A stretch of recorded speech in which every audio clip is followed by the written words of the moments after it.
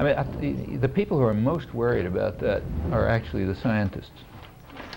And there's a lot of protest and concern. I see it a lot at MIT, or you read the science journals, it's full of it. Contrary to what a lot of people think, the universities, of course, research is supported from the outside, obviously. Like, universities don't sell their own products. By now they're starting to do that, but not much. So up through the big growth period after the Second World War, it was federal government funding overwhelmingly. A lot of it Pentagon, some of it National Science Foundation, NASA, Atomic Energy Commission, mostly sort of around the military system. And during that period, it was very free. So at MIT, which is super Pentagon university, there's just no interference from the Pentagon. You do whatever you feel like. Because they understood that there was also no secrecy. They don't want any secrecy. The reason is that they more or less understood their role. Their role is to be a funnel for passing public funds into private pockets. Okay, that's essentially the role of the Pentagon, and the universities are part of it. MIT's, Stanford, Johns Hopkins, huge parts of it. They fund research and development. And then, if anything works, you hand it over to private corporations. Like, take, say, the Internet. Okay, the Internet was, all the ideas came out of the military, the ARPA, the research agency in the Pentagon. It was implemented in the universities under military contracts. This includes the software, the hardware, packaging, parallel processing, advanced microprocessor design. I mean, the whole business, all publicly funded. It was, as long as that was going on, it was completely free and open, military funded for a long time. Finally, the NSF took it over. They've just, a year or two ago, handed over to private corporations. Okay. They didn't see the point of it for a long time. The big entrepreneurial geniuses like Bill Gates didn't see any point to the Internet. As recently as 1994, he was refusing to go to conferences on the Internet because he didn't see any money that you could make out of it. Finally, the light dawned, and they realized they can take it over and make a mint out of it. So now it's handed over to private power. But the point is, as long as you have government funding, especially military funding, there's very few constraints. You can study what you want, do research on what you want. I mean, there's some, they want to direct you to some things rather than others, but it's not enormous. Mostly it funded basic science and not particularly applied engineering. Actually, the same was true. There's another technique of public funding which is less obvious, and that is by allowing a monopoly. So as long as AT&T was a monopoly in the telecommunications industry, they could raise prices. A monopoly can raise prices to whatever they want. Raising prices is a tax, but then they could use that tax to carry out basic research. So Bell Labs, which was there as long as AT&T had a monopoly, did fundamental research. And that's where they developed transistors and information theory and a lot of basic physics and cosmology and so on. That's, again, public funding. It looks like it's a private corporation doing it, but they can do it only because they're a monopoly and they can tax the public. So it's basically another technique of public funding. As soon as the monopoly was broken, Bell Labs went out of existence, okay? Because they couldn't tax the public anymore. There's a move in the last couple of years away from federal funding and towards corporate funding. It's not too great. The reason it's not too great is because the ultra-reactionaries in Congress are trying to block it, because they understand, guys like Newt Gingrich understands that you want to have federal funding because you don't want rich guys to pay the costs. You only want rich guys to make the profits. So you want to distribute, you want to socialize the costs. I mean, he understands that. So therefore, he wants to keep the NSF and NIH budgets high and the Pentagon research budget high. You notice that they're staying high. And it's the congressional so-called conservatives who are keeping them high because they understand the way the system works. But there has been some change, a shift towards corporate funding. And the shift towards corporate funding has exactly the effects you'd expect. Corporate funding is short-term. They want a product. Like if Merck Pharmaceutical funds a project in the Harvard biology labs, they want a product for them, not for their competitors, right? They want it short term, like, they want it in a year or 2 years or something, not 20 years from now. And furthermore, they impose secrecy because they don't want anybody else to hear about it. Now, they can't formally impose secrecy, but they can effectively impose it by the threat of not refunding. So you get more, the effect of the shift to corporate funding is short-term projects, very applied work, cut back in basic science, increase in secrecy, and it harms the long-term profitability of the, of private capital. So I suspect it's not going to go too far, but it's kind of implicit in the shift to privatization. All of these things just follow along with it, and there's a lot of resistance to it, and in fact hasn't gone too far in those respects. Now, there's another kind of corporatization of the universities, which is also going on, but this is since the early 70s. That's in the humanities mainly, in the social sciences and so on. There was a lot of concern that in the 60s that the universities were getting out of control. Just too much independence. And in the 70s, there was a counterattack. That's when the big foundations started coming along, and the Olin professorships of this, that, and the other thing, and a big effort to try to just use the power of the purse, which is what those guys have, to turn the universities back into conformity. And they mostly are concerned with the most concern is with the kind of policy-related areas. Like, they don't care that much about ancient history. A little, but not much. What they do care about is, say, economics or political science or something like that. And in those fields, it's very orthodox. Like economics, for example, is really narrow.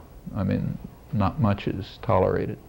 In political science, maybe a little more.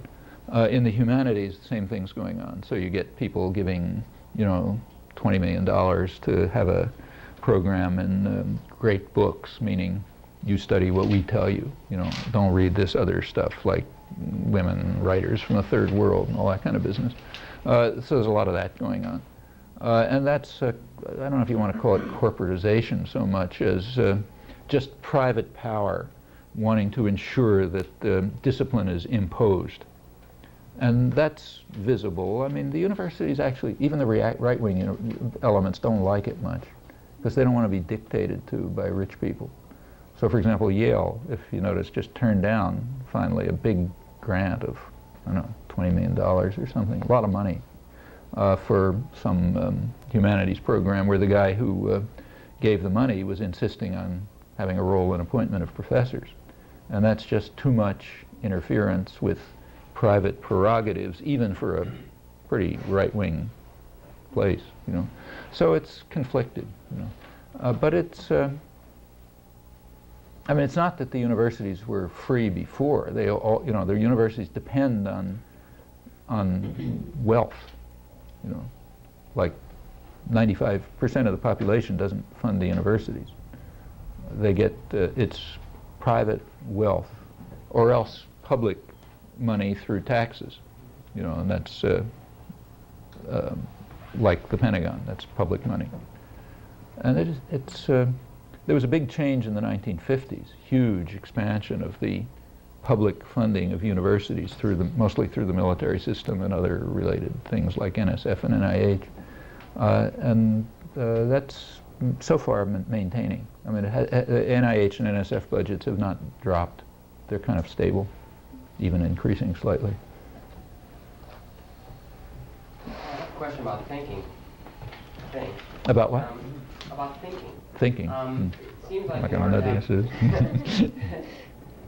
have for radicals to pass on the institutional capacity to analyze critically and develop theory, there's a capability there that many of us have not developed or have developed with, Well, most people got it knocked out of them. Right. I mean, children have it. So the question is, as radicals, as a group, as a movement, how do we develop that, maintain it, and strengthen it, that capability? Well, I mean, I don't know. Nobody knows. There's some kind of elementary things that can be said. For example, it's very hard to do alone. it takes a very weird person to be able to sit alone, you know, in the midst of a big propaganda system and say, I don't agree, you know. And if it's not just that you get, you know, stomped, but it's just hard, you know. On the other hand, when you do it collectively, it's a lot easier.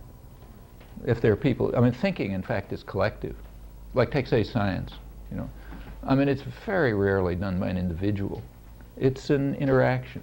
If you're in a, say, a graduate science course at MIT, it's, you know, the graduate students are talking, they're not copying, taking notes. You know, they're supposed to challenge and think and tell a professor he's off the wall and so on and so forth.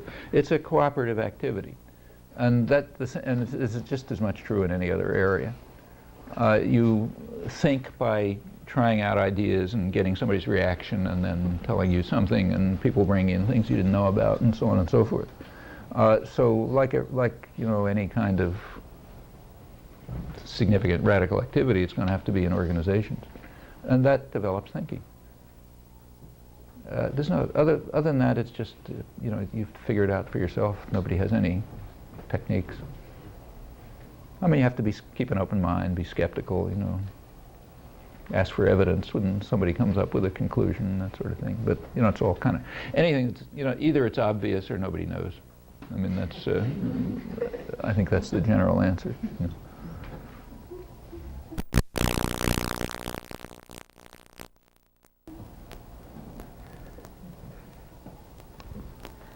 Back to what you were saying about this sort of limited corporatization of education.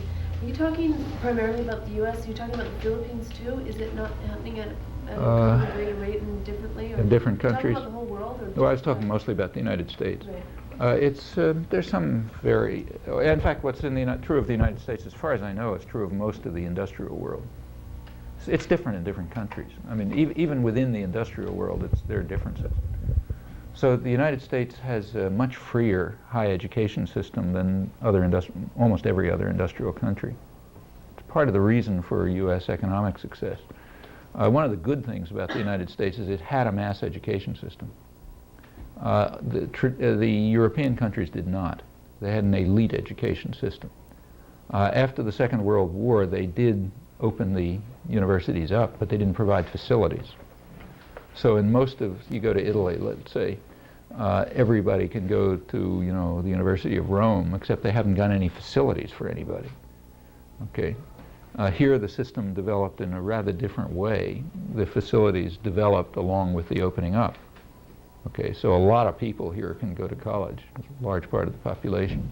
It's less true elsewhere. Furthermore, the universities in Europe and in Japan particularly are very authoritarian.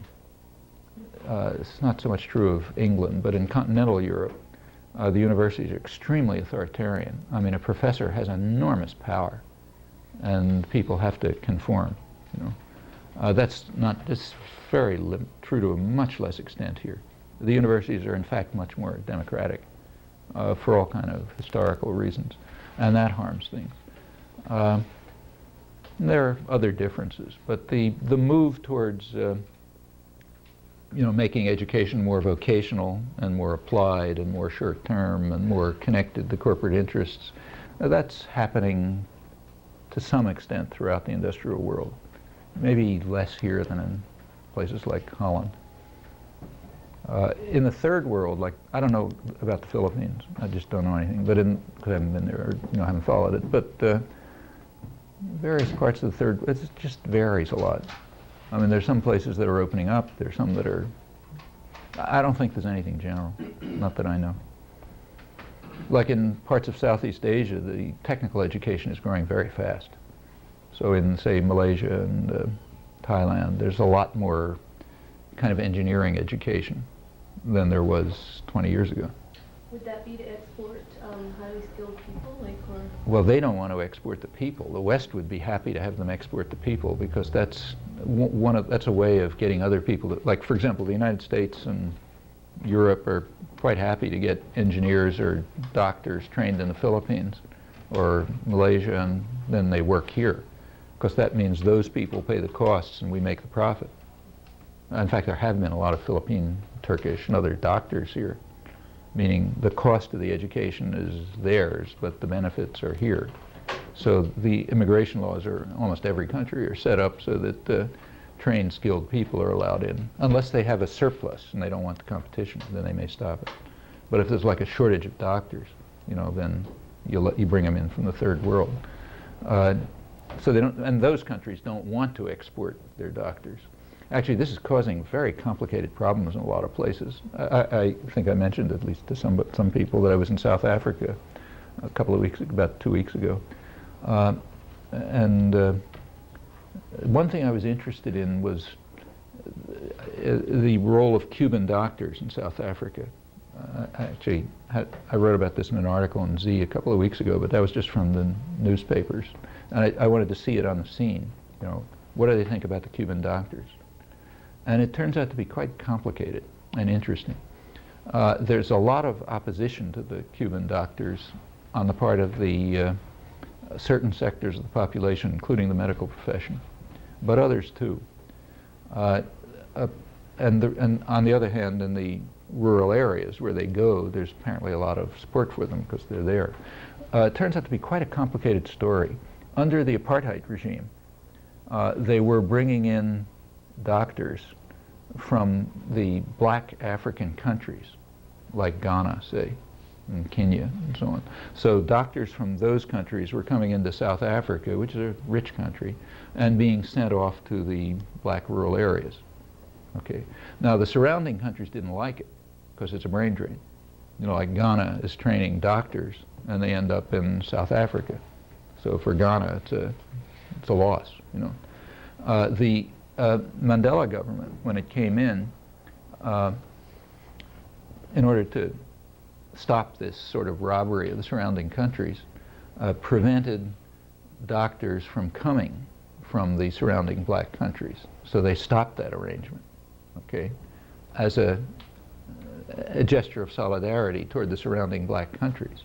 But of course that meant there's now a shortage of doctors in South Africa. The white doctors don't want to go out and work, and they want to, live in Johannesburg and be rich. And the new black bourgeoisie has the same intention. They want to live in Cape Town and Johannesburg and so on and make money and be specialists. So what happens to the whole country? Well, the black doctors who were providing some services, not fantastic, but at least some services, they're now cut off as a gesture of solidarity to the surrounding countries. And Cuban doctors are coming in, but that leads to extremely complicated relations of, attitudes towards what's going on. Like, why do we have to have Cuban doctors when we could have had black doctors, say, from Ghana? So there's that kind of feeling. And then the medical students don't like it because they're, being undercut to a certain extent. So it's complex. That's one kind of brain drain problem. And you find other things in other third world countries. Last week, just a couple days ago, I was in Israel and Palestine. And there it's extremely tricky. Like they badly need doctors in the occupied territories. But the medical system, which was always bad, is collapsing totally. But where are they going to get them from? Israeli doctors don't want to go. Egyptian doctors refuse to go. They hate the Palestinians. The Palestinian doctors say if they're trained in Israel, they now have a niche in Israeli society. So the Israeli doctors tend to go into the Jewish Israeli doctors tend to go into specialties because they make a lot of money, and that leaves an opening for general practice. And the oppressed section of the Israeli population, namely the Palestinians, they're using that opening. So they'll move into general practice at a lower, much lower salaries, while the Jewish Israeli doctors go into private practice. But that also means they don't want to go off into the territories where it's really tough work. They're very poor and oppressed, dungeons basically. So there's a big problem. And there are many other problems. But I don't think there's anything general that you can say about the third world. It's every place I've looked at, it's just different from place to place.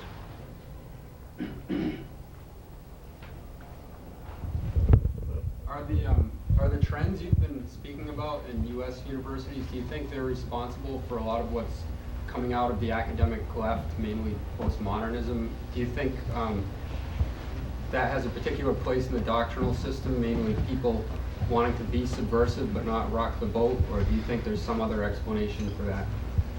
Well, you know, individuals have their own reasons, and you have to look and ask why they're doing things. But if you look at the phenomena as a whole, its effect has been, I think the effect is pretty clear. It allows people to take a very radical stance, you know, more radical than thou, but to be completely dissociated from anything that's happening for many reasons. One reason is nobody can understand a word they're saying, you know, so they're already dissociated. It's kind of like a private lingo, and it's very, you know, there's a lot of material reward that comes from it. Like if you're part of that system, you can run around to conferences and get big professorships and, you know, all this kind of stuff. So there's a lot of sort of conventional material reward, and it has this very radical look to it, so you feel, you know, well, let me just give you an example. I gave a talk a couple of days, last Saturday, at Birzeit University, you know, the Palestinian university at the West Bank.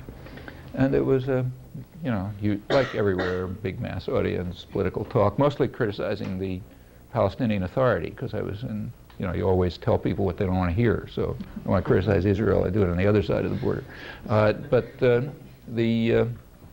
And the audience, most of the audience, you know, very supportive, and they liked it and they understood it. The guys with the jackets and ties were pretty angry, but that's normal. However, as I left with an Arab friend of mine who organized it, he's actually an Arab, he's an Israeli Arab who's a member of the Knesset, the parliament, but an old kind of good guy.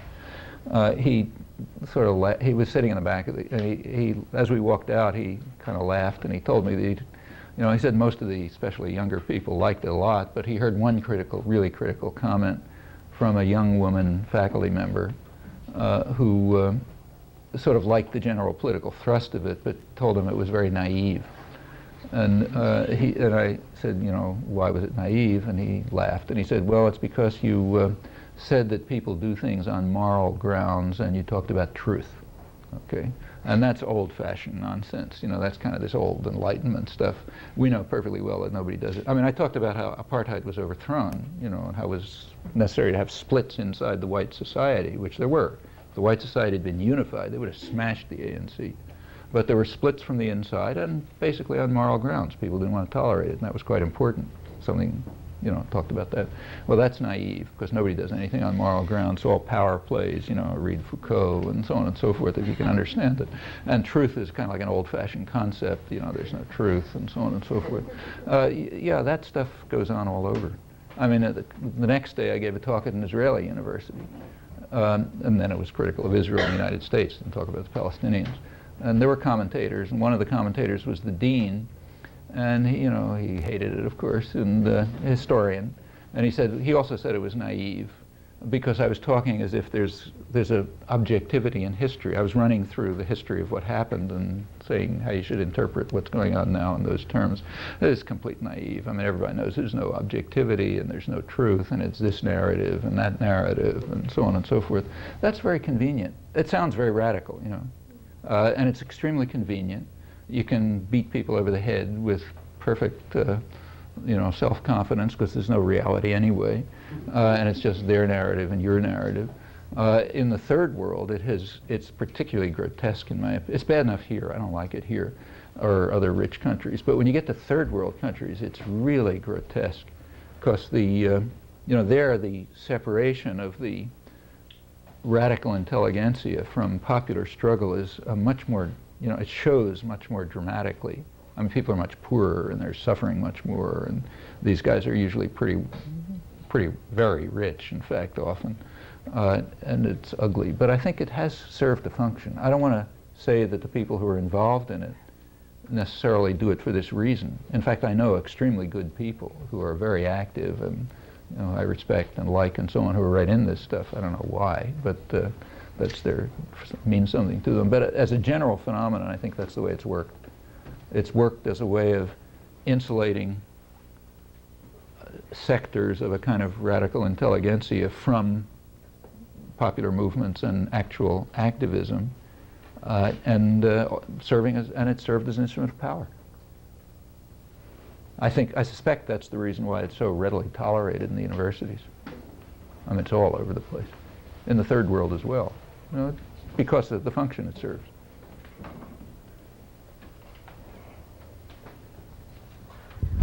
There are people who believe that the programs of the right and the left make them diametrical opposites, inherent enemies that goes on forever. There are others who seem to feel that there's some possibility for communication between the right and the left, people like us and the militia movements and so on. Do you have any thoughts on that? It depends a lot what you mean by the right and the left. So, for example, the Cato Institute is right. I don't mean that. Okay, but look, I mean, for until before Z was founded, in fact, the only journal in the country that I could write for was the Journal of the Cato Institute, because we agreed on a lot of things. I mean, we disagreed fundamentally on basic things, but on, say, state terrorism, a lot of things in international affairs, intervention, so on and so forth, we agreed. And it was pretty open, so I could write things there. Well, that's right, left. If you look at the militia movements, I think they're a pretty complicated phenomenon. Take somebody like Timothy McVeigh. You take a look at his background. I mean, he's a guy who fought in the Gulf War. And who knows what experiences he went through. It wasn't very pretty, I'm sure.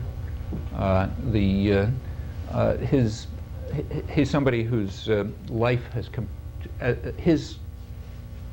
the community that he comes from, the sector of the population that he comes from, their lives have completely fallen apart. I mean, in the last 20 years, their incomes have declined sharply. Their wives have to go out and work to put food on the table, which they don't like from the culture they come from. And nobody would like, if people want to work, fine, but they're forced to work, just to survive. The kids don't pay attention to him. There's the whole world, the way he perceived it, is falling apart. So, you lash out. You lash out at he didn't blow up a corporate headquarters, notice. You blow up a federal building because you've had it drilled into your head that the enemy is the government, not because of the bad things the government does, but because of the good things it does. Namely, it supports, it has some function. Part of its function is to serve the public interest. That's why it's attacked so much. But that's all he hears. Federal government is the bad guys, so let's go blow them up. Well, that's kind of, you have to understand that. It's not coming out of nowhere. These are parts of the population that back in the 1930s would have been organizing the CIO. Well, that option isn't open at the moment, so go to other ones. I think there's, in fact, if you go back to the union organizing days, it was bringing in sectors of the population that were very destructive before. If if alternative options are open, same sectors can become very constructive. Is that a bridge between the left and the right? Well, if you make it, I mean, I don't know Timothy McVeigh, but I think people like that could be made to understand that their enemy is not the federal government.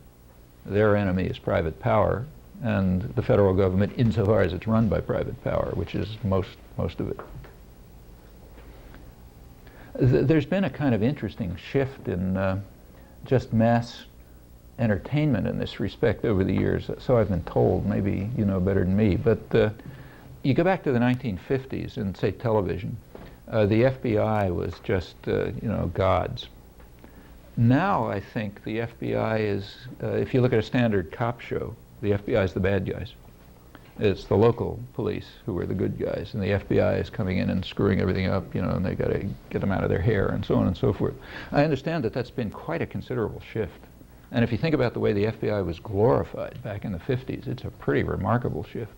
Well, I suspect that that's part of the general propaganda of trying to make people hate the federal government, but support the parts of the federal government that protect them from all kind of enemies and in fact funnel money to rich people.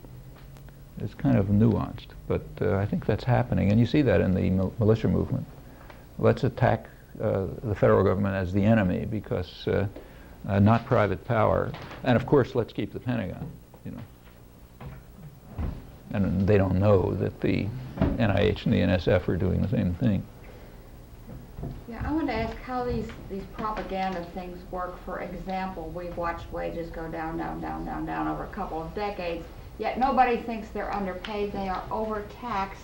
And, you know, this is obviously a propaganda ploy, but Yeah.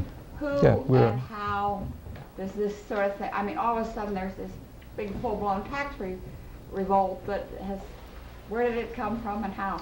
You know, look, I mean, you live here just as much as I do. Everything that reaches people is you're overtaxed, you're giving the money away to these pointy-headed bureaucrats and these welfare mothers and these third world countries and so on, and you're suffering because you're paying too much taxes. That's all anybody hears. Mm-hmm. Well, you know, it's very hard when you're sitting alone and you hear nothing but this flood of stuff to say, wait a minute, you know, maybe I'm not over, maybe we're undertaxed. See, it's interesting, if you ask people, you look at polls, the same people who say that they're overtaxed say they would like to have more money spent on education, on mass transportation, on preservation of the environment, actually even on welfare. If you don't call it welfare, because welfare has been demonized, but if you take a look at a poll where they say, should we guarantee health and you know, sufficient food and decent living conditions for everybody? Yeah, most people say yes. If you call the same thing welfare, they say no. You know? If you ask people to estimate how much of the federal budget goes to welfare, they give estimates which are kind of, you know, like off the map, way beyond anything that it is, like a third of the federal budget or something. That's a standard estimate. If you ask people how much money should go, they give estimates that are higher than the amount that does go. Same with foreign aid.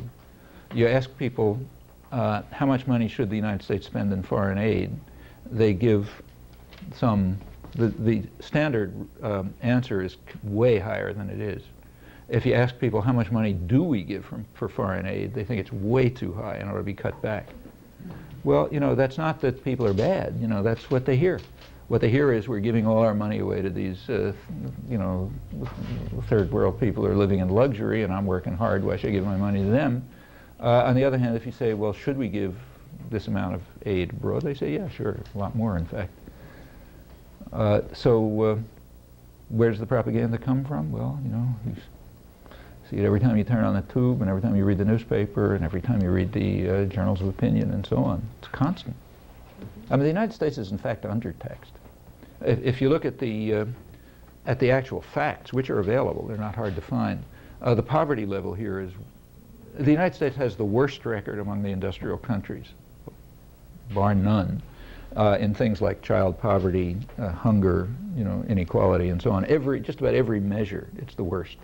If you want the latest figures, UNESCO, which still barely exists, just came out with its 1997 report. It was just data, you know, just data on things like child poverty and mortality and so on for the countries of the world.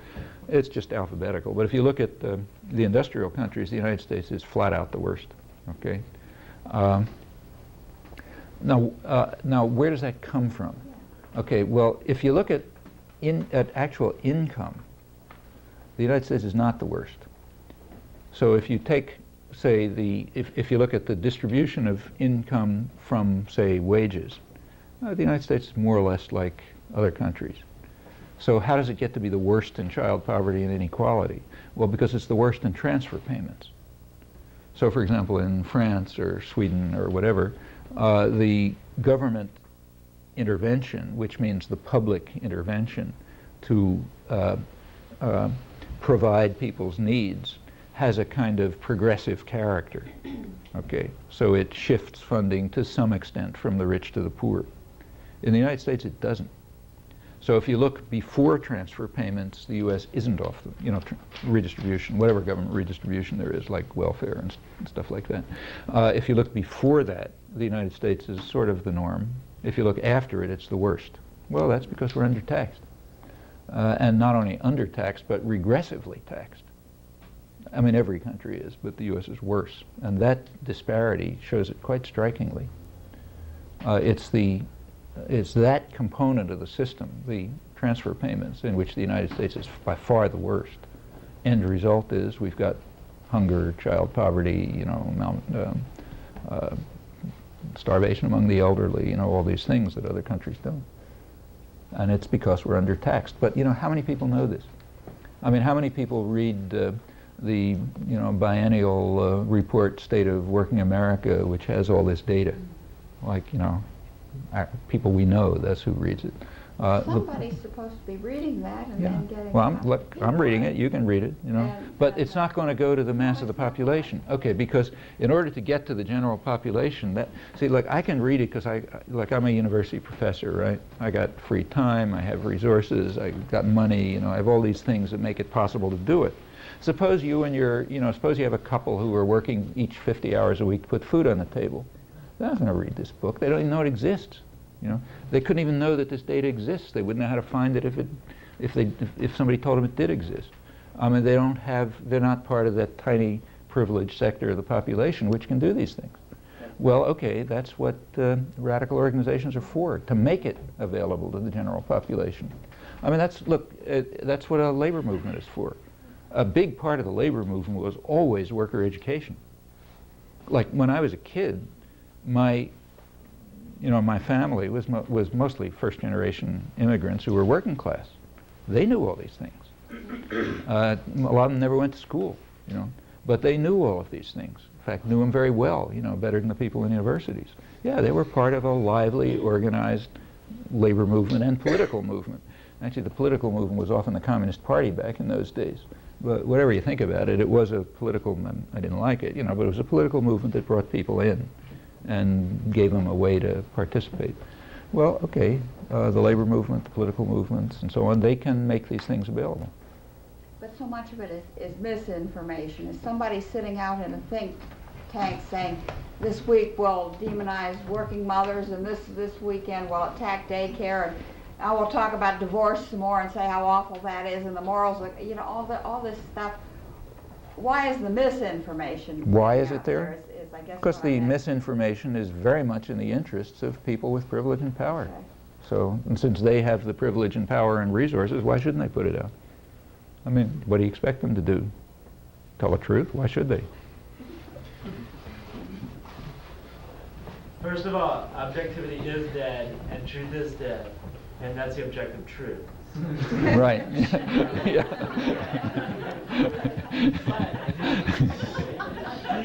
Do you ever think that maybe just the fact that Noam Chomsky is allowed to run around and talk and that maybe that is proof of the power of these propaganda machines, that, or the whole system, that it can allow someone who's saying your version of the truth to exist as they're still doing their own thing?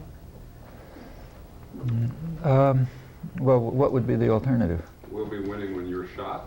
No, I don't understand exactly what.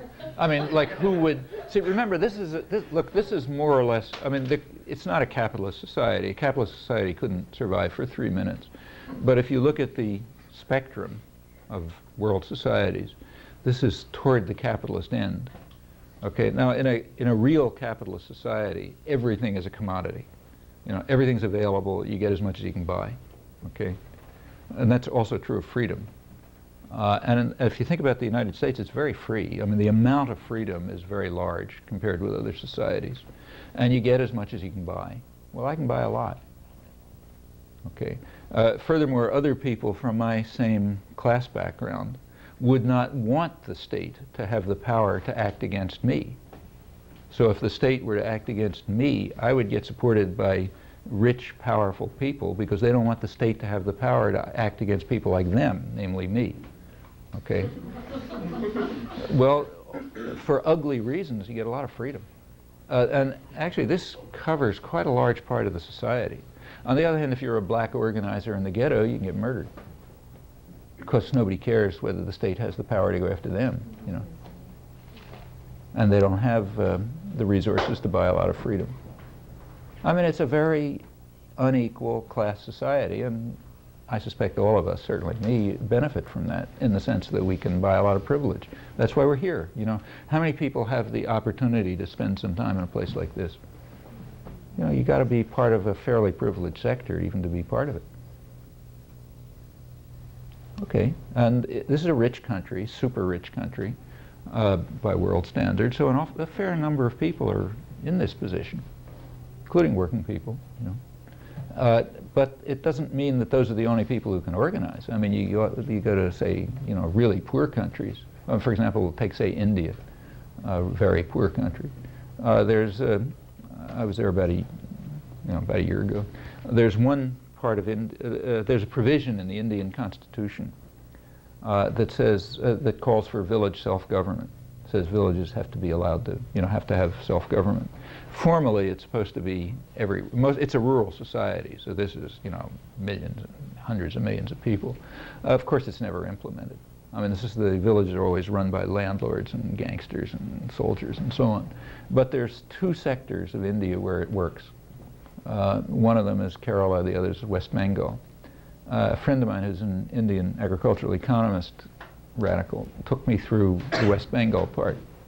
And I mean, I was surprised. It is really true. You know, you go to a village unannounced, you talk to the, you know, people get together, you see who's running the village, there's a village committee. They've broken down caste distinctions and gender distinctions, which is no joke in rural India. So the village committee is half women, all castes. You know, the head of it's a landless worker. One of the members of the village committee in one of the villages we went to is a tribal woman. Tribal women are below anything, you know. I mean, even below the untouchables. So it's doubly, you know, low, namely women and also tribal. But she was right there sitting in the village committee. They answer questions. I've been in places where they're supposed to be collectives and cooperatives, like, say, Vietnam. And when you go to the collectives, it's clear that they never worked. I mean, you start asking people in the village committee, you know, questions about the budget for next year. They don't even know what you're talking about, you know. On the other hand, which means that somebody else is running it. Here they knew, you know. They could answer any questions you asked. They detailed answers, you know, took you and showed you what they're doing. I mean, went around. As we were walking through the place, we happened to, there was a building with some milk cans, so I asked somebody what it is, and they didn't know, but we went over and saw it, and turned out it was a women's cooperative, milk cooperative, that village women had set up on their own, you know, and not so much to make money as just to work together. In fact, they weren't making any more money than when they had their individual cows, but they were doing something together. Well, you know, and you see things like that, when you go around, there's no water. Until very recently, they had no water. You know, you had to go somewhere and carry water on your shoulder. But now they have, the water level is not very low, like it's about 30 feet you can get water. There is primitive but functional technology, primitive pumps, that women, it's only for women. In fact, they showed us with considerable pride how they do it, took it apart, you know, stick it in and so on. And they maintain it and run it, and that means that there's water for like a group of 3 or 4 families will have water. All of this stuff is in the last 10 or 15 years. These are very poor people, you know, but it's relatively prosperous by Indian standards. How did they get it? Well, it turns out when you look back at the history, there was a very brutal guerrilla war fought, you know, counter-insurgency war fought there in the 1970s under the Indira Gandhi government. I didn't even know about it. I sort of read about this stuff. But it turns out there was, the government sent in troops, tried to destroy it. They were beaten off, you know.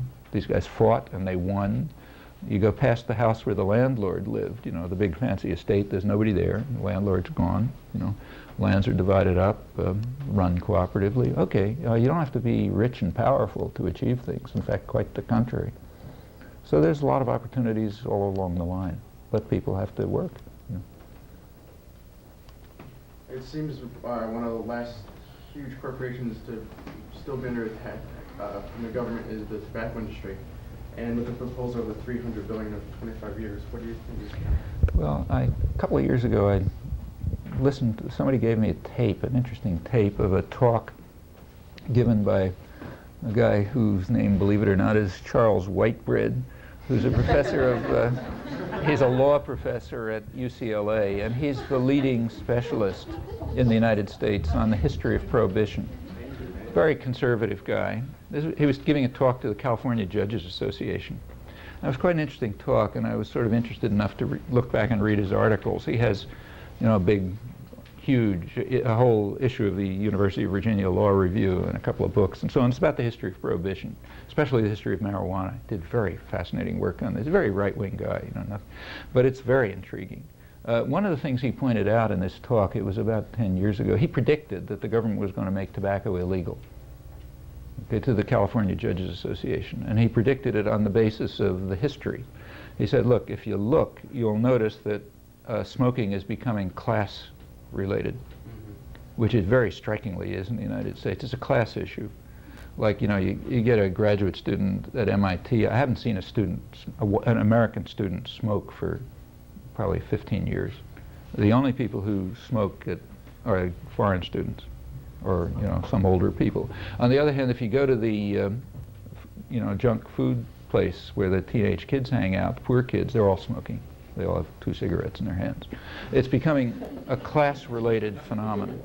And what he pointed out is that the history of Prohibition, ever since the early 19th century, has been that if some behavior, some form of behavior, is associated with what are called the dangerous classes, it gets prohibited, gets criminalized. Okay, so behavior that's associated with the poor and immigrants and bad guys, that tends to be criminalized. Marijuana is a very striking example, in fact. There's never been any medical. When I read when I read the detailed history, mostly his work, it's pretty interesting. There has never been any medical testimony indicating that there's anything dangerous about marijuana. In fact, the American Medical Association and all those guys were against the prohibitions because they couldn't find any evidence for it. There's nothing wrong with it as far as they knew. Probably not good for you, but nothing is. But it wasn't harmful. It was first criminalized when Mexican immigrants started coming in, Mexican workers. In fact, the first place to criminalize it were the places in the South, the states in the Southwest. And they associated it with Mexican, the Mexicans were the ones doing it, and they're the dangerous classes, so we make it criminal. Then it started spreading in the United States. In fact, the peak of marijuana use was in the late 70s, but there was very little criminalization. Not a lot of people were sent to jail for smoking marijuana. The reason? It was rich white people. It was kids and students in fancy universities. You don't send those guys to jail. So the level of criminalization was actually low, though the level of usage was peaked. In the 1980s, that began to change. In the 1980s, there was a decline in the use of any kind of substance among educated people. And by that I mean everything from tobacco to drugs to red meat, to coffee. I mean, all of this stuff started to decline, more or less steadily, among educated, more wealthy people. On the other hand, it remained stable in the poorer sectors, or even increased. Okay, at that point, that's exactly when the criminalization started. When you were going to get, it was going to be a war against poor black people mainly. That's when criminalization started, okay? It was technically illegal, but the laws weren't applied until then. That's when the war on drugs began. In fact, it was pointed out at the time that this is just a war against the poor. You just look at the trend lines, you can see exactly who's going to go to jail. Now what about tobacco? He pointed out that the same thing is happening with tobacco now. It's becoming class-related. And as it becomes class-related, it's going to probably get criminalized. That's the standard. Actually, Prohibition in the United States was sort of the same. Prohibition was not aimed against rich people up in upper New York State. They kept drinking as much as they liked. The point was to close the saloons in New York City, because that's where poor working class immigrants are getting together, and those guys have to be stopped. And that's pretty much the way it worked. In fact, sometimes it's astonishing. Like in Britain in the 19th century, for about 20 years, they criminalized gin, but not whiskey. Well, it turns out gin is what poor people were drinking, and whiskey was what rich people were drinking. So anyhow, he predicted tobacco will be criminalized, and I think that's now what we're seeing. It's becoming a behavior pattern of the poor, and behavior patterns of the poor call for for punishment. Don't know what the behavior is. And furthermore, one more word. He noted, and if you look at it, it's true, that the tobacco companies were expecting it. They were diversifying. So now the tobacco companies make a huge amount of money, like Philip Morris, one of the top corporations, but take a look at where their income comes from. It's not so much coming from sale of cigarettes in the United States. It's sale of cigarettes abroad and sale of things like cereals in the United States and other things. They're now a conglomerate, you know. They sell all kind of things. And the tobacco sales are oriented more and more towards the third world, where they can use the force of the U.S. government to open up the markets. So like there's a threat to countries abroad that unless they open their markets to U.S. poisons and advertising aimed mainly at women and children will close the U.S. market to them. That's a strong weapon. So they are, and his prediction, he's probably right, is they're expecting criminalization. You don't think that the tobacco industry has their hands in the politicians' pockets? Yeah, but you know, they've got other ways of making money. I mean, they cannot change the fact that smoking is becoming a class-related issue. That's just a phenomenon. And one of the effects of tobacco use being class-related is that there's a likelihood of criminalizing the behavior, or at least penalizing the behavior, because it's poor people and working people and so on. So you want to penalize it and maybe even criminalize it. And they've been looking at that and are diversifying into other products and also aiming at the third world. So sure, they've got their, they're one of the biggest funders. Philip Morris is one of the biggest political funders. And they're going to hold on to what they can, but I think they probably see the handwriting on the wall and don't care that much. What was the name of that book? The book is by B-O-N-N-I-E, Bonney is the first author. He's also a law professor, and Whitebread. And it's called The Marijuana Connection or something like that. They spell marijuana with an H. It's a hard book to get, but it's around. I got it on interlibrary loan from some university around here. And it's a sort of history of the criminalization of marijuana and other things. It's quite an interesting study. There's another one that just came out, which I haven't read yet, which probably covers much of the same ground. It's by a guy named Lester Grinspoon, Grinspoon. He's a medical researcher, a pretty well-known one, who's been fighting for legalization of marijuana for many years. He's a New York physician, I think. And I forget the title, but it's just flipping through it, which is all I did. It seems to cover some of the same ground. We can go on for yeah. But it's an interesting topic. Yeah. You guys want to take a break? You want to take a break? All right, let's take a break for a few minutes. Yeah. You want to take a break for a few minutes? Yes. Okay. Whoops. I got to take.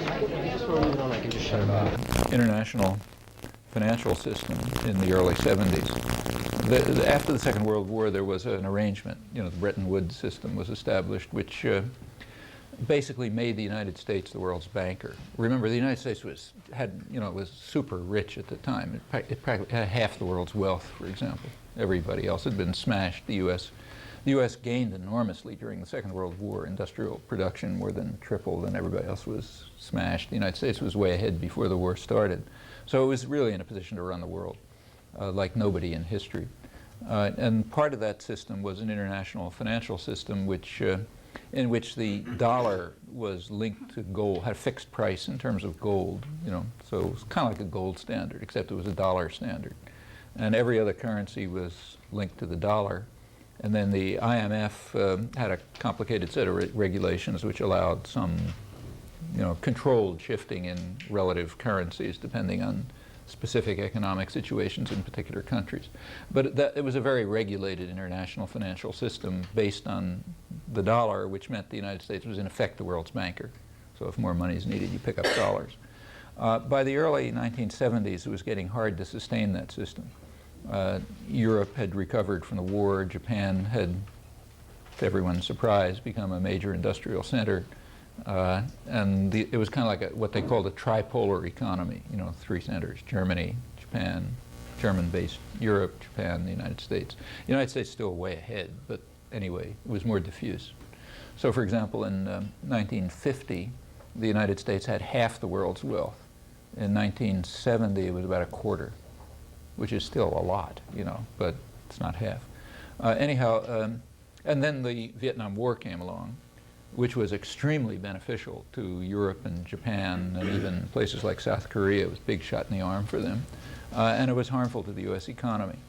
Actually, the harm to the U.S. economy is the main achievement of the anti-war movement. The anti-war movement produced enough internal turmoil so that the government could never declare a national mobilization. If there had been a national mobilization, like during the Second World War, it probably would have worked as it did in the Second World War, very beneficial to the economy. It also would have smashed Vietnam totally.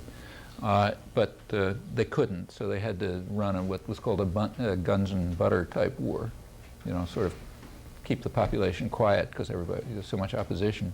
And that's harmful to the economy. It caused stagflation, you know, stagnation and inflation, which was uncontrollable. So there were internal economic problems. The rivals, Europe and Japan, gained. The U.S. was in some difficulty. Probably the system was unsustainable anyway. And in 1971, Nixon just dismantled it.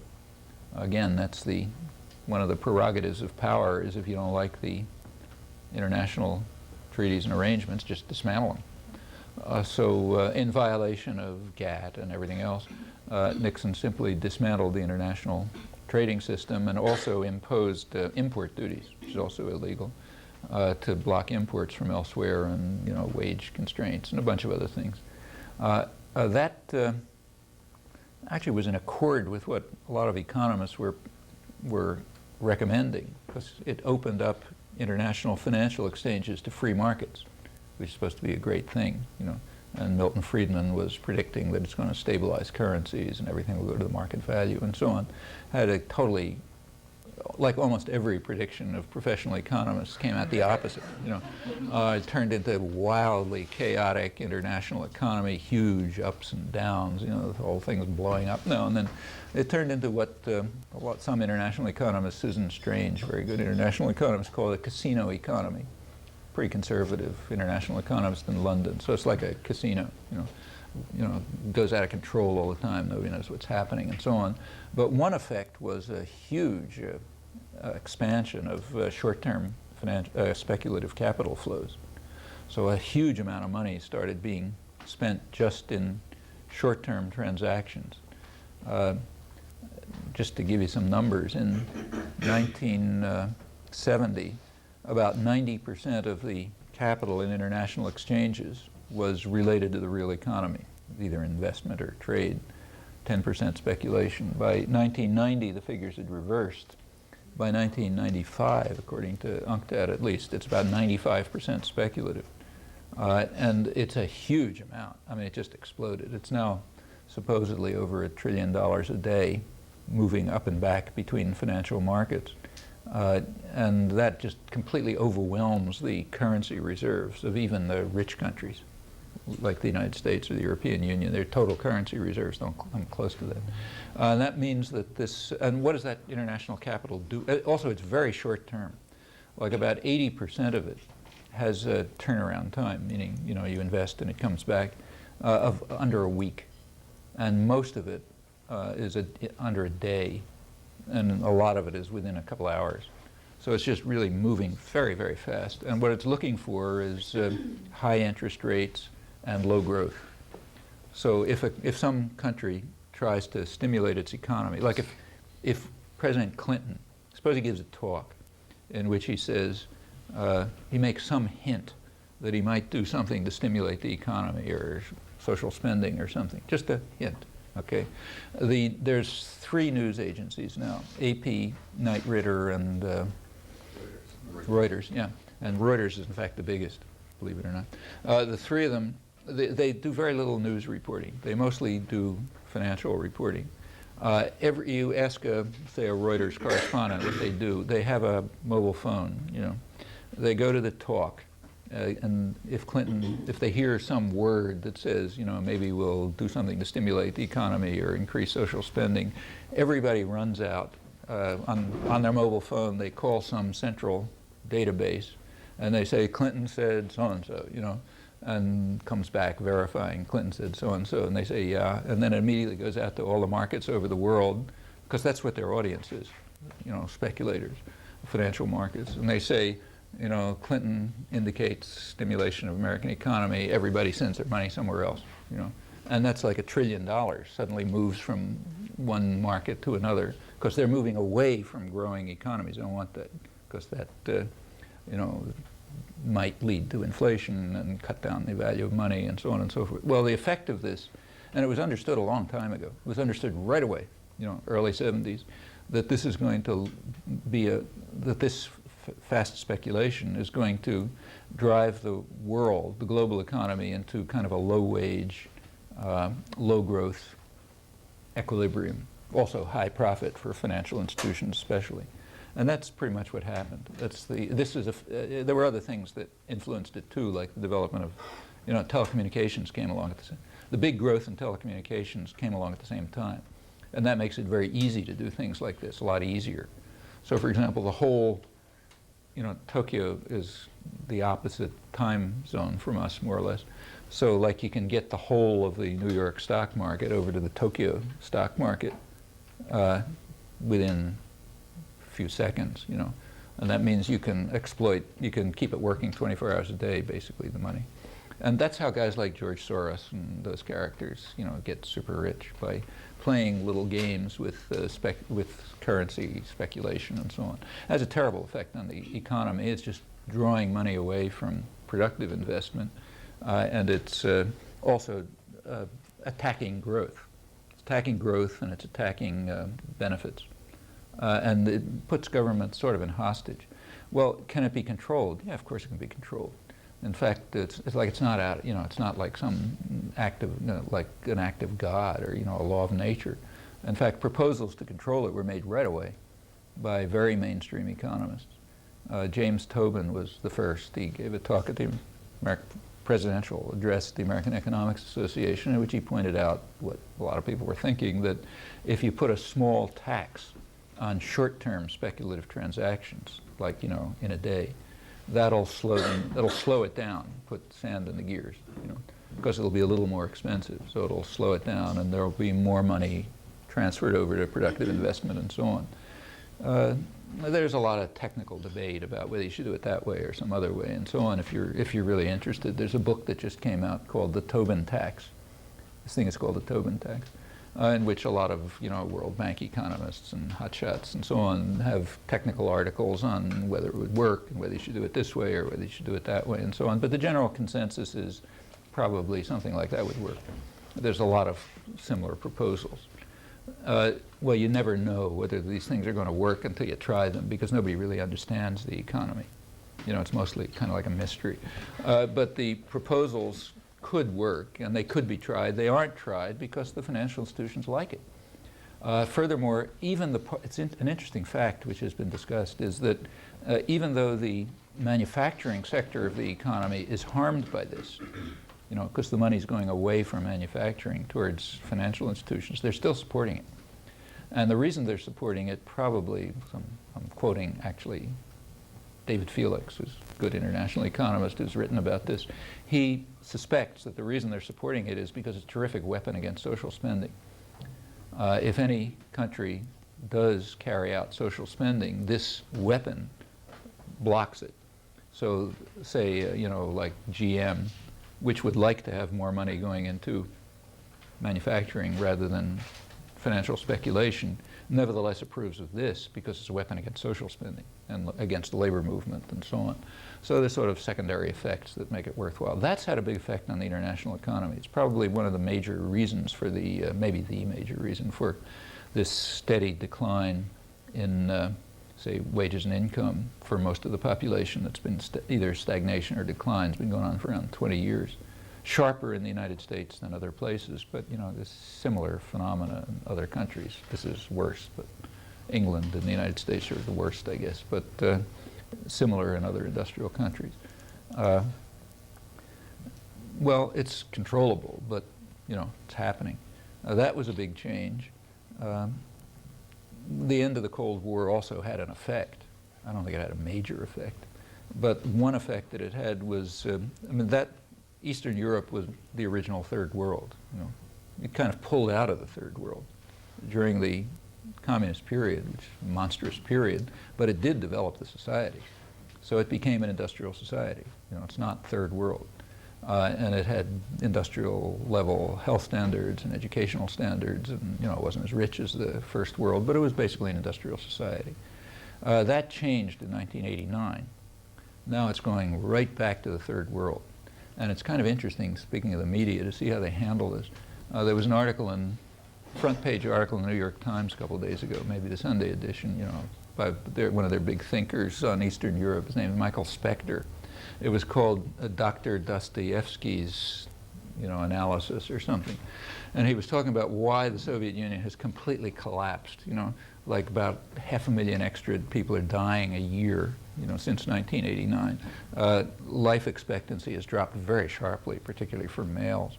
The whole place is totally destroyed. In fact, it looks like it's being destroyed because it's beginning to look more like the third world than it did. It doesn't look very different from Brazil. In fact, it turns out it's now at about the level of Brazil, okay? Well, why did this happen? One possibility is because market reforms were introduced in 1989. No, but you're not allowed to think that. So in fact, the word market never appears in the article. So it's all about the Dr. Dostoevsky's analysis. Dostoevsky wrote something about the Russian soul, and there's something about the Russian soul that's different. And you really have to read it. It's like a comic strip. Because it's perfectly obvious what's happening. They introduced market reform, so yeah, sure, the whole thing's looking like the rest of the third world, no, it's got to be the Russian soul has never been able to do this and that. Okay, so that's Dr. Dostoevsky's analysis. Somehow the Russian soul wasn't operating before November 1989, and then it suddenly started operating. You really have to have a good education to be able to handle this kind of stuff. So anyway, that was a change for Eastern Europe, but of course that had an effect. Now that it's part of the third world again, it means that you get very cheap labor, right across the border. So like a German factory, say, Daimler-Benz or somebody, they can invest in, say, Poland, or Russia or someplace where they get educated workers. It's not going to be true down the road, but for the moment they're still getting relatively healthy, educated workers, even white, at a 10% the cost of the Western European, what the press calls the pampered Western European workers. That's what the business press calls them. You get them at 10% the cost of the pampered European workers. They don't have any benefits. If they get out of line, the state comes in and smashes their heads in. It's a big improvement, and it's a way of attacking. It's kind of like northern Mexico for us, And in fact, like GM and those guys, they invest there too. Same reason. Well, that's an attack on living standards for Western workers and is recognized as such. It's all over the business press. Like they're very frank about it. Business Week, Financial Times, and so on understood that what this means is another weapon against the pampered Western workers and their luxurious lifestyle, as they say. So that's a change. And of course, the collapse of the Soviet Union meant that the Soviet Union, whatever you think about it, it was a big military force. So it was a deterrent. It means there's a limit on what the U.S. can do because maybe you get in trouble. Well, with the Soviet Union gone, it frees up the deterrent. It eliminates the deterrent. It means it's much freer to act. The U.S. and Britain would never have put 500,000 troops in the desert in Iraq if the Russians were still around. It would have been way too dangerous. But with the Russians gone, they can do anything they want. Even the invasion of Panama, it's a little operation. It's kind of like footnote to history, sort of. But Elliott Abrams, the Undersecretary of State, did point out correctly that this was different from earlier U.S. interventions because there was no need for any concern about a Russian reaction anywhere. So you're kind of freer to invade other countries and stuff. So there's small, there's tactical changes, but I think the big change is just that this region's been reincorporated into the world system as a service area. cheap labor, a lot of resources can be robbed, you know, all this, and it has rich resources and it's a big place. So that's changed. Now, of course, it's not a homogeneous area. So there were parts of Eastern Europe that had been parts of the First World, like Czechoslovakia. You know, it was a rich industrial country. So it's kind of moving back to what it was. It'll be, at least the Czech Republic will be part of the industrial West. Western Poland was really part of Germany, more or less. So it'll become part of it again. Same with parts of Hungary and so on. But most of the region is, in fact, the whole region is going back to what it was. You know, it's more or less what's happening. And that has an effect on the international economy and on, say, Western workers, because there's other ways of smashing them over the head. These are useful things. I mean, like take, say, the trade agreements. The trade agreements they don't have much of an effect on trade, but in fact, if you look at NAFTA, it really hasn't changed. Everyone talks about how trade has increased between Mexico and the United States since NAFTA, which is true, but meaningless. Because if you look at the trend line, trade was growing between the United States and Mexico just normally, and it didn't change. In 1993, it's still growing at about the same rate. Actually, it slowed down a little bit if you look. But yeah, it's growing, but just continuation of what was before. However, the trade agreements have a very important effect. They are a big attack on democracy, and that's what they're intended to do. A treaty is very hard to get out of, you know. And the trade agreements, is, to use the terminology, they lock the countries into the economic reforms. Okay? So the trade agreements impose certain obligations by treaty, and countries like Mexico are locked in. That's a protection against what's called the threat of a democracy opening. I'm not making this up, I'm quoting, you know. The threat of a democracy opening in Mexico that might challenge the United States on, say, nationalist grounds or something, that's blocked by a treaty that locks them into the reforms. It also offers a threat against American workers, North American workers, you know, like the United States and Canada. They can, I don't know if you saw this study, this suppressed Labor Department study that's been leaked out here and there by Kate Bronfenbrenner of Cornell. You see that? Under NAFTA, there's kind of a range, you know, to try to get NAFTA through, they put in side provisions that allegedly protect labor rights and so on. Of course, it's a fraud. But they're there, you know. So they have to do things like carry out studies. And they did carry out a study done by Kate Bronfenbrenner's a labor economist at Cornell, well known and good one. She ran a study in which she was studying the effect of NAFTA on strike breaking in the United States, because the labor movement claimed, you know, that it's being used, that the threat of the transfer of plants is being used to break strikes. So according to the NAFTA regulations, they had to do a study. She ran the study. She found some pretty dramatic things. But the Labor Department's suppressing it. They won't let it come out. It's kind of leaked, so it's appeared here. It's appeared here and there. Turns out that about half the organizing efforts in the United States are broken simply by the threat of transfer. And that's tripled since NAFTA. Threat of transfer, okay? In other words, you know, you try to organize a plant and they put up big signs outside saying, okay, your job's going to Mexico and that kind of stuff. Yeah, it tends to break the strike. It's illegal, but the Reagan administration had made it quite clear to corporations that it wasn't going to enforce the law. And Bush and Clinton have continued that. So you got a criminal state behind you, you can carry out illegal activities. And that's being used to discipline and control the labor movement. That's another reason why things are going down. That's, you know, kind of thing the trade agreements are for. It locks countries into these reforms, so-called, you know, which essentially transfers power over to transnational corporations, and it makes it very hard for them to get out of it.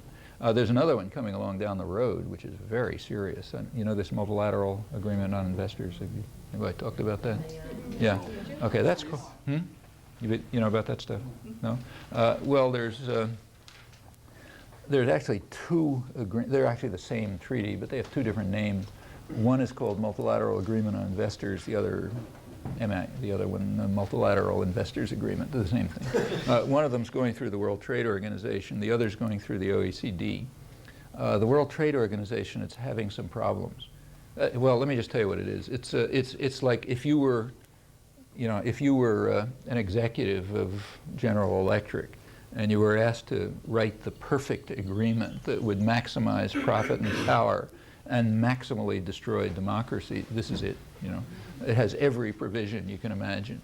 Gives free right. The drafts are sort of secret, but they've leaked. Actually, I read one, it's unimaginable. You know, like it gives investors the right to do anything they feel like. You can move funds freely. You can move factories freely. No constraints. So you don't have to worry about minority rights, about technology transfer, environmental conditions, going to special areas, you know, where you want to have development. I mean, anything that any population might want is excluded, and it's pure investor rights. Okay, it allows corporations to sue governments, from local governments up to the federal government. Like if the city of Boston, you know, imposes some condition on, you know, hiring women or not polluting the environment, corporations can sue them, but it doesn't allow reciprocal rights. So it means no population can sue a corporation. I mean, it's like a complete it virtually dismantles whatever there is of a democratic process and hands it over to private capital.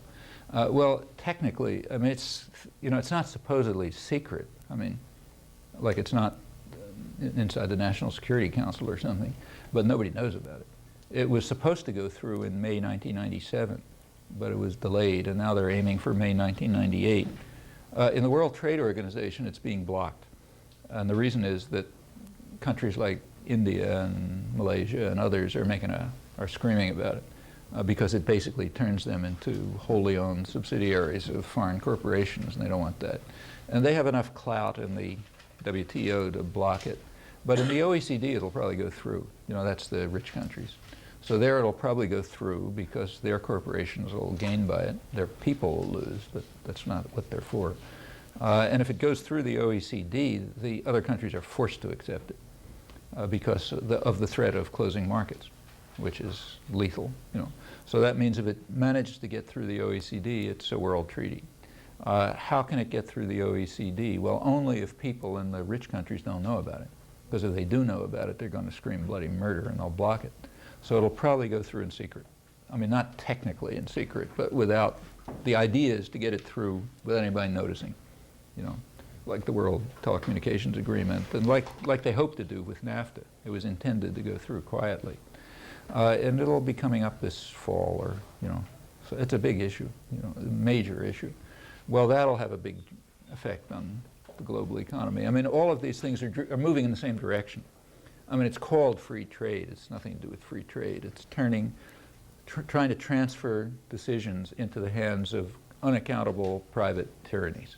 That's what it's actually about. This is very little to do with, I mean, it's not free trade in any meaningful sense at all. So like take say, the biggest item traded in international markets is actually aircraft. I mean, aside from oil. I mean, oil is the biggest, but, you know, nobody thinks that that's free trade. I mean, that's managed trade completely. So nobody even pretends. Aircraft is like the biggest civilian export here. And for the big countries, huge market. Well, it's now in the hands of two companies. Boeing, McDonnell has a monopoly in the United States. Airbus has a monopoly in Europe. That's it. That's world trade and civilian aircraft, and they're both government subsidized. You know, neither of them is a private corporation. Just the profits are private. That's aircraft. You take a look at telecommunications, more or less the same. I mean, the whole thing is like this is an economist's scam. If the economics profession were not so tightly disciplined, there'd be a lot of talk about this, but, you know, nothing happens. Well, you know, these are all changes. I mean, these are big changes over the last 25 years. I don't think there's any reason to think that they're uncontrollable.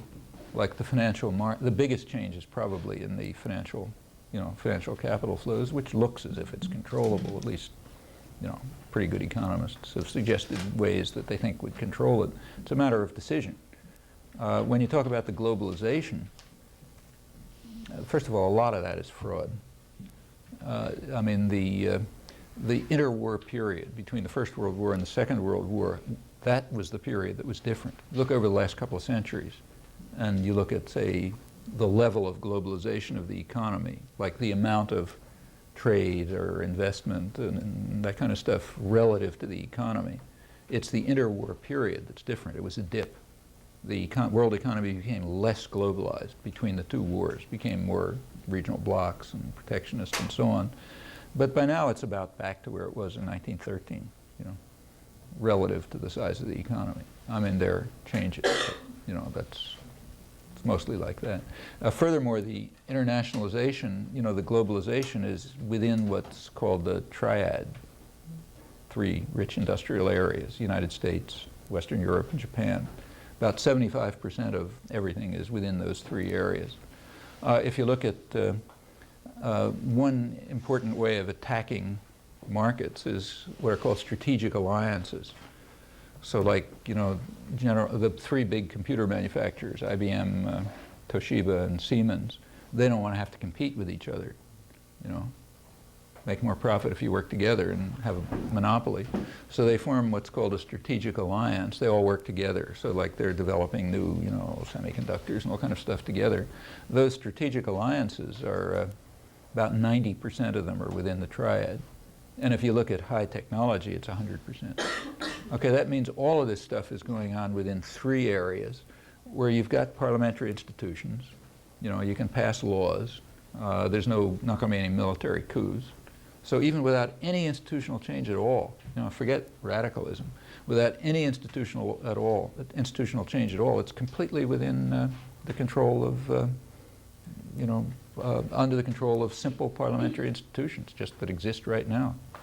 The talk about it's being kind of out of control and, you know, the miracles of the market and all this kind of stuff, that's mostly fraud. Not totally, but mostly fraud. And think of the effect that it has. And I think you can see why it's going on. The effect that it has is to make people feel hopeless. I know if it's all laws, you know, like Newton's laws or something, and nothing you can do about it, we're victims of market processes and so on, well, the idea is you give up. What can we do, you know? So it makes people feel hopeless and apathetic and so on. On the other hand, if you look at it closely, there's no reason whatsoever to think that it's out of control even without any institutional change. Okay, so even, I mean, on very conservative assumptions, namely keep everything in place, it's controllable. And then the question comes up, why keep everything in place? You know, I mean, take, say, corporations, where'd they come from? They're pretty recent inventions. I mean, any classical liberal would scream his head off at the idea of a corporation. Corporations were created early in this century in their present form to attack market principles. That was their purpose. You know, they were designed to internalize risk and to attack the natural rights doctrine. Classical liberal doctrine is that rights inhere in human beings, like an individual has rights, not super individual organic entities. They don't have any rights. Okay, but this attacked that. It's, in fact, the roots are rather like Bolshevism and fascism. Organic entities, which are over and above individuals, have rights. It's a major attack on the whole classical liberal tradition, you know. And in fact, conservative, you know, legal theorists and those guys were very much opposed to the judicial decisions. There were never any laws. The judicial decisions that granted corporations extra personal powers, like the right to free speech, say. I mean, in the 19th century, corporations didn't have the right to free speech. Free speech means advertising. Okay? The idea that corporations have a right to advertise would have been denounced by any classical liberal. I mean, they're not people. They don't have any rights, you know. Maybe the members of them have rights, like if it's kind of like a partnership, so the individuals have rights, but not the corporation. Or the right to, say, buy some other property. Where'd that come from? Or protection from search and seizure, like you can't go in and get their records. I mean, that's an individual right. It's not a corporate right. Well, you know, corporations early in this century were granted huge rights, not by legislation, by courts mainly, lawyers, you know, intellectuals, including progressive intellectuals, who kind of changed the culture around. But that's recent, thin, you know, no reason why it should exist. There's good basis for just dismantling the whole apparatus and putting them under democratic control. Well, that's institutional change. And, you know, that gets rid of the whole system. And it's again, very conservative. You know, that's going back to principles that were just standard in the 19th century. In fact, if you look further, right through the 19th century in the United States, through the mid-19th, well, late 19th century, mainstream thought was opposed to wage labor. I mean, like Abraham Lincoln, I'm not talking just about the labor movement, but Abraham Lincoln was opposed to wage labor. The Republican Party was the party of free labor after the Civil War still. Free labor means not wage labor. Okay, wage labor was considered an abomination. You know, the idea that you should rent yourself to somebody and be paid, that was considered like slavery. The North fought the Civil War under the banner of free labor, meaning no slaves, no wage labor. These are not exotic ideas, you know. Well, they can quickly become mainstream again. It's again a matter of, you know, subject, you know, things people can do. I mean, these ideas are not from outer space. They happen to be right in the core of American history. Actually, the New York Times in 1970 denounced wage labor as like chattel slavery. You know, it's the New York Times, you know, not a radical rags on Z Magazine. So you're saying because so much of this is controlled by this triad, and this triad has a democratic system in place, that it is possible for us to make. We're in control of the triad. Right, but then when it comes to GATT and also the multilateral agreement, how does that play into it? Because we don't have any control of that. Well, we do. We can block, first of all, we can get out of GATT. We can dismantle GATT by legislation. And we can block the multilateral agreement on investment. That's a treaty. It means it has to pass Congress with a 2/3 vote, in fact. But you were stating before that it's really difficult for most countries to get out of the treaties. It's difficult for Mexico, but nothing is difficult for the United States because it does what it feels like. If the three major powers, you know, Japan, Western Europe, and the United States, if they decide, let's say through legislation, with no institutional change, they decide they pass legislation which says, okay, we dismantle the GATT treaty, everybody else follows. I mean, if Mexico says, I want to get out of GATT, they get smashed. You know, then all the markets of the world get closed to them. They're dead. But you can't close the markets of the world to, like if Nicaragua, like take, say, Nicaragua. Nicaragua won a world court suit against the United States. The world court ordered the United States not only to terminate the war, but also to pay billions of dollars of reparations. Okay? So the United States was ordered to pay about $17 billion of reparations to Nicaragua. Well, you know, here everybody laughs. Nicaragua has a way of enforcing that. They can close their markets to the United States, right? That's the method permitted to them under the international law. You know, big excitement here. So, you know, on the other hand, if the United States closes its markets to Nicaragua, they're finished. So the stuff that goes on in the triad happens to dominate the world. You know, I don't know exactly how much, but probably 80% of the world's wealth or something is in there. What kind of resistance is happening in the U.S. Towards, in response to MAI and also the Asia Pacific Economic Cooperation? MAI, the first meeting I know of was in Boston on May 30th. I was supposed to speak at it, but I happened to be in South Africa. I don't know if any of you heard what happened. I didn't hear any reaction. But there was a kind of like a teach-in called in Boston on May, I think by Jobs with Justice or one of those groups. Nobody heard any. Yeah, I wasn't here, so I don't know what happened. But they had a pretty good bunch of people speaking, including some people who surprised me, like Raymond Vernon, you know him? He's a hotshot professor at Harvard who writes on corporations and stuff. He spoke there, which I guess against it, otherwise he wouldn't have been on the program, which is interesting. But I don't know what happened. I never heard. I was away. I think that was the first reaction. There is a group in Washington, a little research institute called Preamble. I forget what it stands for, but it's like a very good, kind of research group in Washington. They've been publicizing material about that. Actually, they're the ones who've leaked the text. I got the text from them. I don't know how they got it. But I mean, technically it's public. Like you can write to your congressional representative and demand to see it because they have access to it. They may say they never heard of it or something, but they have. And it has to be made. A little bit about it appeared in the, some of it is leaked into the left press. Like there was a piece in the Multinational Monitor. And actually the preamble guys had an item in The Nation around January. So a little, it's sort of leaking around. Actually, you ought to get somebody to write about it for Z. In fact, I'd suggest you might go to the preamble people directly. They're the ones who are right at the center. But people should know about it. It's an astonishing treaty. You just can't believe it. And what about APEC? Well, APEC is, the United States is only marginally part of it. I mean, that's really that's the Japan-controlled area. I mean, the U.S. is there, anything, the United States is always a big player because it's so powerful, but it doesn't really run APEC. And APEC will do what it wants, I think. They're strong enough at this point to proceed. I mean, there's two big centers of power there. There's Japan, which is huge, I mean, and like its reserves are probably bigger than any other country. That's the biggest manufacturing country in the world. It's not small. And there's also overseas Chinese capital, which nobody knows how to measure, but it's a huge thing. And those two centers of power are sort of the core of APEC.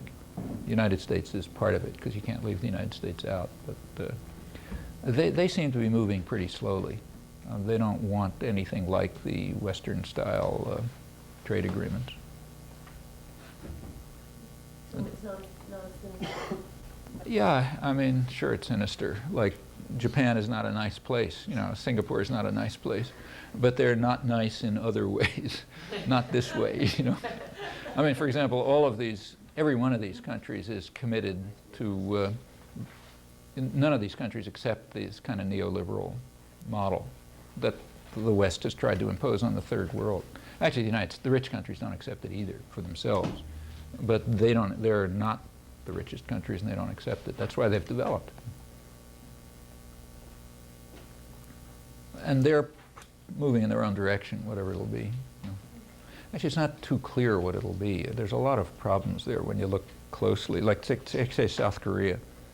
South Korea has become a major industrial power. It's under a lot of pressure to liberalize, what's called liberalize. And a lot of that's coming from rich sectors inside Korea too, because they'd like to be a part of the bigger story. But there's a good possibility if they go in that direction, they'll go back to the third world. Quite possible. I mean, their progress has come from, state coordination, capital controls, all sorts of other things. If they give that up, they may just, become a assembly plant for Japan.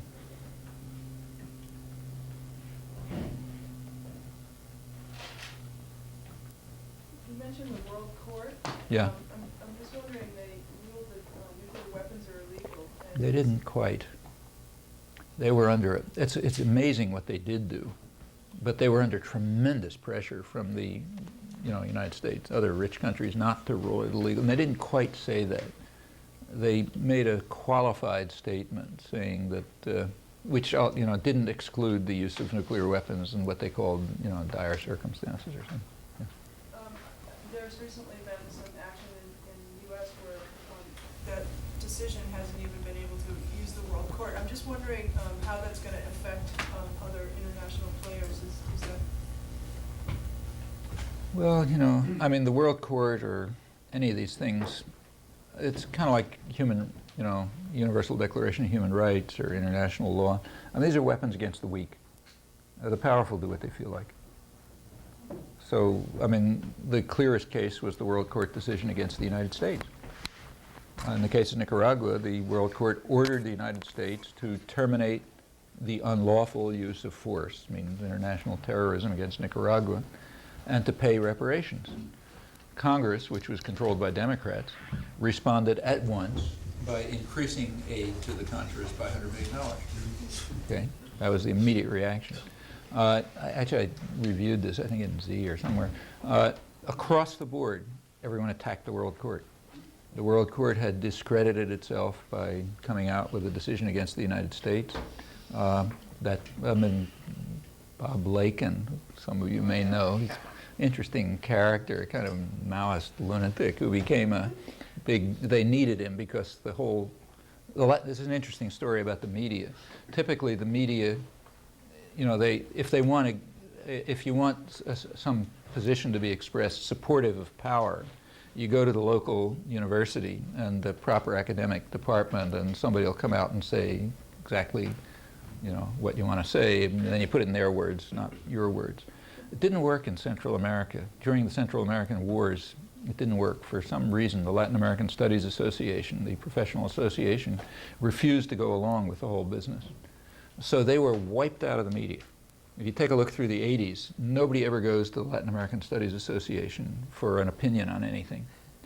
And what they had to do was invent a new cadre of experts. They had to dredge people up from somewhere so they could be the experts. And one of the guys they got was this Bob Lakin, who we know from MIT, who's an old progressive labor Maoist, who was off in Mexico talking nonsense about revolution. But he realized that, that Maoism and Reaganism are very similar. And the Carnegie Foundation and the New York Review also realized it. So he quickly he became a, senior fellow of the Carnegie Foundation, and he was testifying before Congress and writing long articles in the New York Review and a book and so on. And you have to understand this literature to see what he was doing. But he was writing about how the primary contradiction is between, the people and the hegemonists. I mean, if you've been through all of this bullshit, you understand what this means. It means the big enemy's the Russians, and the sturdy peasants, namely the Contras, are fighting against hegemonism, and blah blah blah. I mean, all this Maoist, baby talk was coming out. It was all being published in the most respectable places, and it fit exactly with the picture that was needed. So Bob Lakin, getting back to the World Court, after the World Court decision, you have to go to the expert. So he was approached by the New York Times, I guess, and he said, well, this just shows how the World Court is an instrument of the Soviet Union. I mean, the Russian judge on the World Court had withdrawn from the case, even if but it doesn't matter, any kind of lunacy is okay, as long as it comes out the right way. That was the reaction of the World Court. Even, guys who, big exponents of international law, like Thomas Frank and so on, said, no, not this time. World Court is really out of line. You don't criticize the United States. And the thing disappeared. In fact, the judgment of the World Court was never even reported here. I mean, aside from places like Z, like the words that I quoted, unlawful use of force. I don't think that appeared anywhere outside of maybe things I wrote. There are a couple international lawyers mentioned it. Furthermore, a crucial decision of the World Court, you remember, if you recall, the aid to the Contras was always called humanitarian aid. Right to the end, in 1990, always humanitarian aid. I mean, nobody ever deviated from that. The World Court specifically addressed that question. You take a look at the World Court decision in 1986. It concludes, a long legal argument, none of the aid, no matter what it is, Band-Aids, going to the Contras is humanitarian aid. It is all military aid. And then they give a long analysis. Zero effect. I mean, nobody ever referred to it. We call it humanitarian aid. It's humanitarian aid. World Court couldn't, drop dead. That's international law.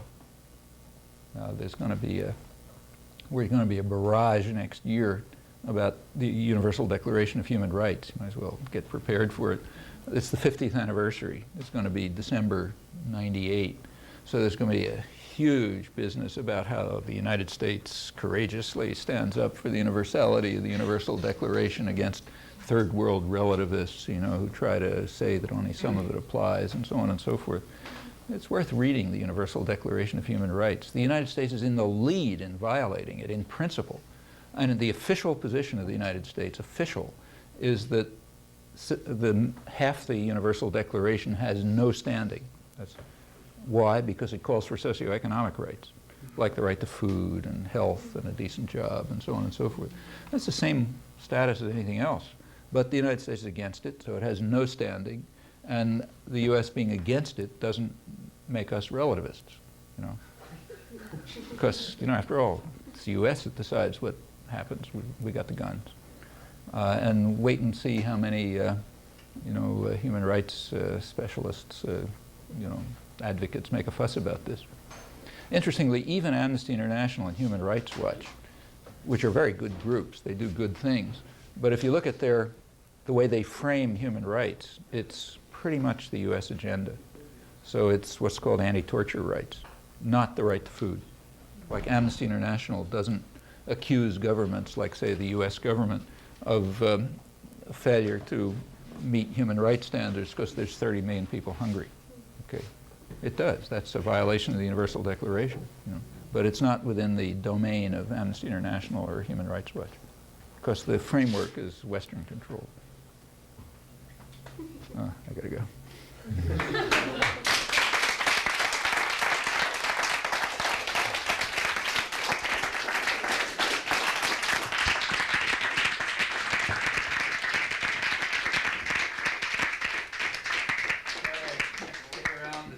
But I'm kind of shot. I had a couple long international trips.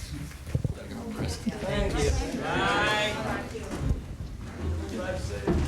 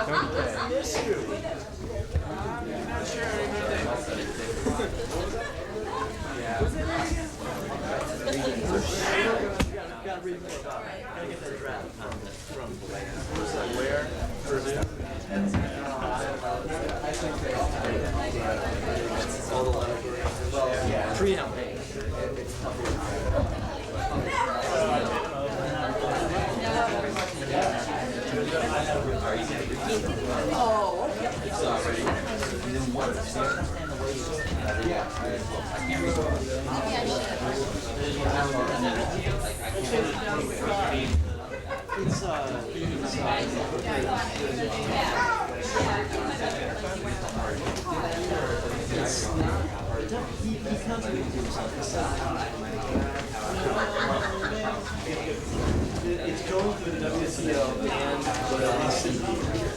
What is the OECD? I think the ones that are going to support it.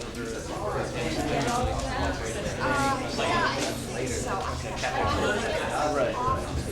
There's so many things. I didn't realize when it pushed the button, I realized. Then he said the WTO but it's really interesting. What form the I wish I had gotten the one that's supporting the OECD, it'll have to go through and we support it. Right, the OECD supports us and everybody else. Are you going to be selling these videos?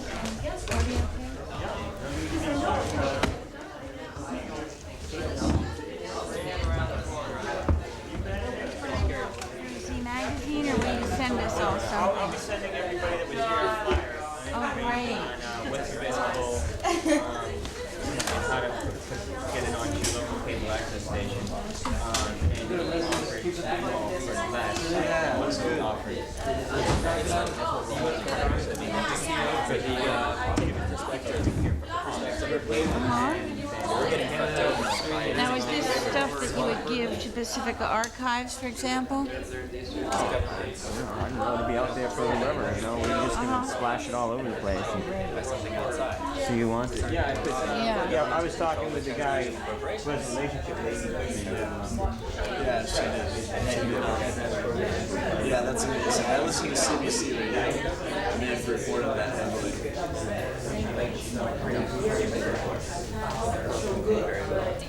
Anything else? Oh yeah, rule of law.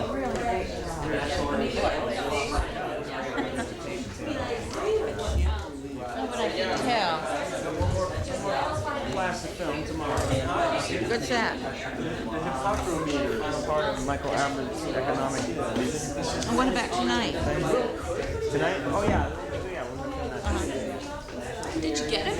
Did you chase him to the car and make him stand still for a photograph? at photos of no. You know what? I meant to ask you.